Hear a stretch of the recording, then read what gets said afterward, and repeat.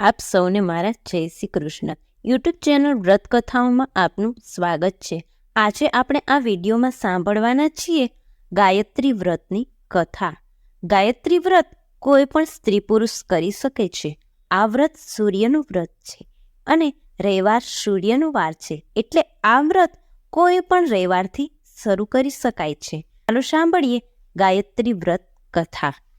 ઓમ ભૂર્ભુવસ્વઃ તત્સવિતુર્વરેણ્યં ભર્ગો દેવસ્ય ધીમહિ ધિયો યો ન પ્રચોદયાત. ગાયત્રી વ્રત કથા. ઘણા વર્ષો પહેલા સુવર્ણ નામે એક નગરીમાં સુવર્ણસેન નામે એક મહાપરાક્રમી, શૂરવીર, દયાળુ અને વિદ્વાન રાજા રાજ કરતો હતો.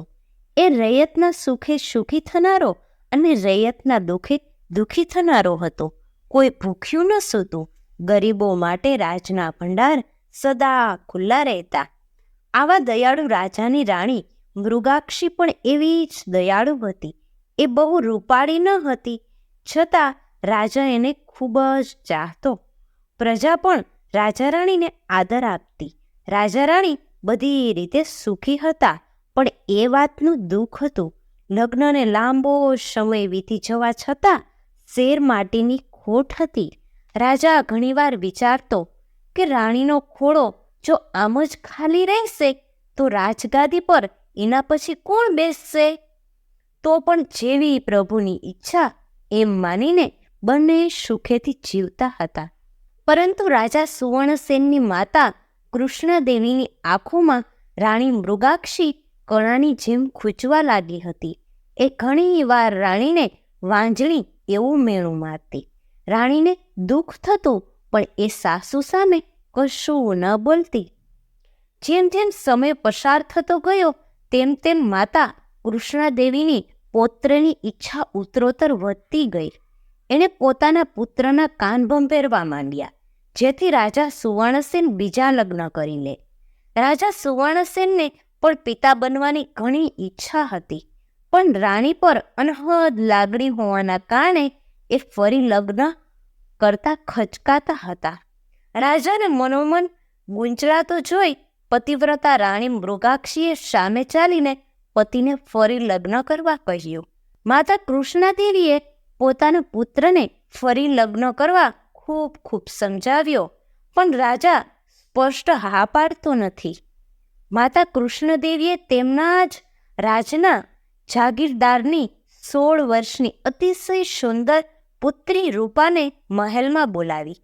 એનું રૂપ અને યૌવન જોતા જ રાજા મોહાંત બની ગયો અને એને તરત લગ્ન કરવાની હા પાડી દીધી. રાજાના ફરી લગ્ન થયા.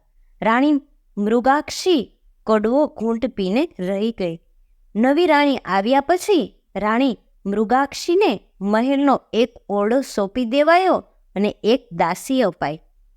જોત જોતામાં નવી રાણીએ આખા મહેલ પર પોતાની સત્તા સ્થાપી દીધી.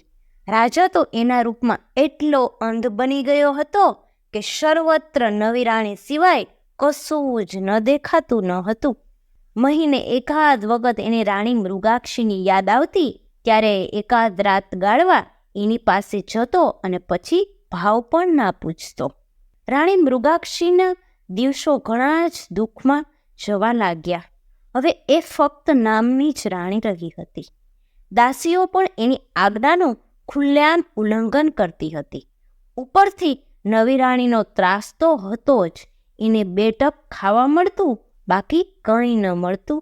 એક દિવસની વાત છે. એક ગરીબ બ્રાહ્મણ ભિક્ષાવૃત્તિ માટે મહેલે આવ્યો. નવી રાણીને તો ધર્મ ધ્યાનમાં જરા પણ શ્રદ્ધા ન હોવાથી એને તો બ્રાહ્મણનું અપમાન કરીને કાઢી મૂક્યો. બ્રાહ્મણ નિરાશ થઈ પાછો ફર્યો, ત્યાં જ મૃગાક્ષીની નજર એના પર પડી. એણે બ્રાહ્મણને બોલાવ્યો અને પોતાના માટે મહેલમાંથી જે ભોજન આવ્યું હતું એમાંથી બ્રાહ્મણને જમાડ્યો. બ્રાહ્મણ 3 દિવસનો ભૂખ્યો હતો. જમ્યા પછી રાણીને આશીર્વાદ આપતા બોલ્યો, હે રાણી, તે મારી આંતરડી ઠારી છે. માં ગાયત્રી તારી આંતરડી ઠારશે. તું વિધિપૂર્વક માં ગાયત્રીનું વ્રત કર. બ્રાહ્મણે ગાયત્રી વ્રતની વિધિ જણાવી. મૃગાક્ષીને બ્રાહ્મણની વાતમાં વિશ્વાસ બેસી ગયો. તેણે વિધિપૂર્વક ગાયત્રી વ્રત શરૂ કર્યું.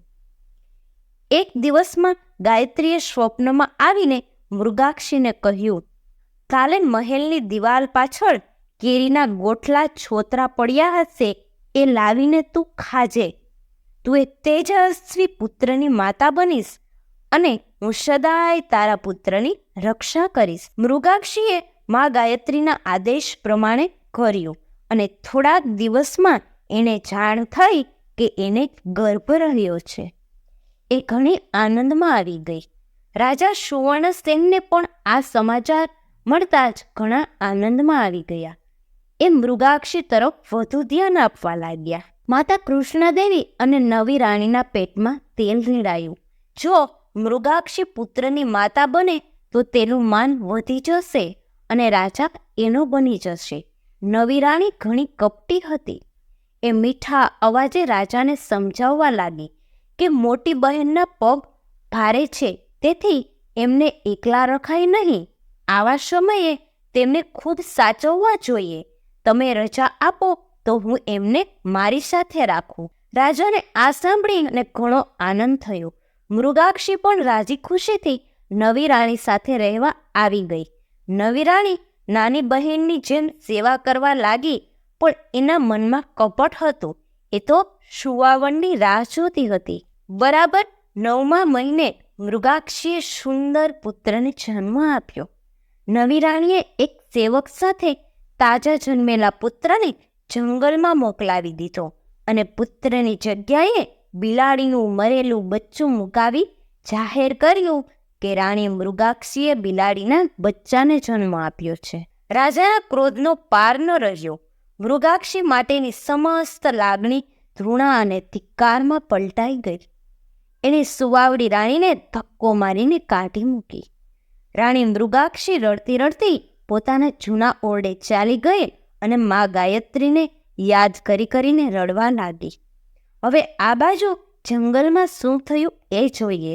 સેવકો તાજા જન્મેલા કુંવરને જંગલમાં મૂકીને ચાલ્યા ગયા. જંગલી પ્રાણીઓ બાળકને ફાડી ખાવા આટા મારવા લાગ્યા, પણ મા ગાયત્રીના પ્રભાવને કારણે એની નજીક ન આવી શક્યા. સવારે એક કુંભાર જંગલમાં માટી ખોદવા આવ્યો.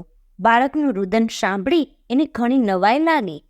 નજર કરી તો તાજું જન્મેલું બાળક જોયું. કુંભારની નવાઈનો પાર ન રહ્યો.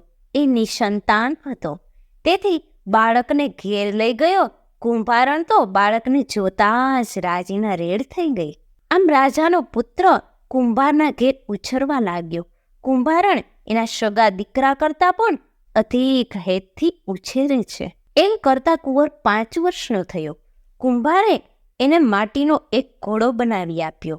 કુંવર દરરોજ ઘોડો લઈને નદીએ જતો અને ઘોડાનું મોઢું પાણીમાં નાખી પી ઘોડા પાણી પી એમ બોલતો.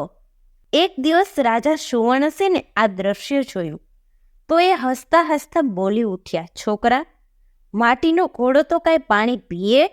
જો સ્ત્રીની કુખે મરેલા બિલાડા જન્મે તો મારો ઘોડો પાણી કેમ ન પીએ? કુંવરે જવાબ આપ્યો.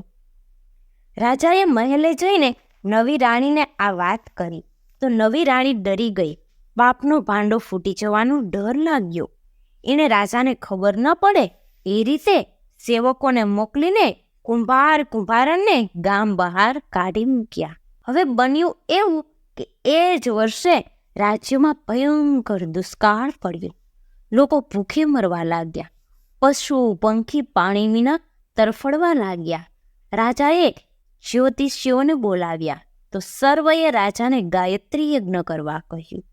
એ યજ્ઞ પૂર્ણ થયા પછી જો રાજા રાણી હળ ચલાવે તથા એની માતાએ ગાયત્રી વ્રત કર્યો હોય એવો છોકરો એ હળ હાંકે તો વરસાદ થાય. રાજાએ તરત ગાયત્રી યજ્ઞ શરૂ કર્યો. માં ગાયત્રીની પ્રેરણાથી કુંવર પોતાના માતા પિતા સાથે યજ્ઞ જોવા આવ્યો. મહાયજ્ઞ હોવાથી હજારોની ભીડ હતી. બધાને રાજા તરફથી મફત ખાવા પીવા મળતું હતું. 8 દિવસે યજ્ઞ પૂર્ણ થયો. રાજા અને નવી રાણી હળે જોડાયા. ત્યારે કુંવર આગળ આવતા બોલ્યો, મારી માતાએ ગાયત્રી વ્રત કર્યું છે, માટે હું હળ હાંકીશ. કુંવર પણ હળ હાંકવા જોડાયો, પણ વરસાદ ન થયો. ત્યારે બ્રાહ્મણોએ જૂની રાણીને બોલાવવા કહ્યું. દુબળી થઈ ગયેલી મૃગાક્ષી આવીને હળે જોડાય કે તરત વરસાદ થયો. રાજાએ કુંભારણને ગાયત્રી વ્રત વિશે પૂછ્યું તો કુંભારણે કહ્યું, હું તો વ્રત કાંઈ જાણતી નથી. ત્યારે આકાશવાણી થઈ, હે રાજા, એ તારો જ પુત્ર છે. નવી રાણીના કપટનો ભોગ બન્યો છે, પણ હું એની રક્ષા કરી છું. નવી રાણીને ઘણો પસ્તાવો થયો. એ મૃગાક્ષીના પગમાં પડી માફી માંગવા લાગી. રાજાએ વહાલથી પોતાના પુત્રને છાતી સરસો ચાપી દીધો. આમ વર્ષો પછી પિતા પુત્રનો અને પતિ પત્નીનો સુખદ મિલાપ થાય છે. આ મિલાપ રાણી મૃગાક્ષીના ગાયત્રી વ્રતના ફળ સ્વરૂપે જ થાય છે. આ વ્રત જેવું રાણી મૃગાક્ષીને ફળ્યું, એમ વ્રત કરનાર સર્વને ફળજો. જય ગાયત્રી માતા.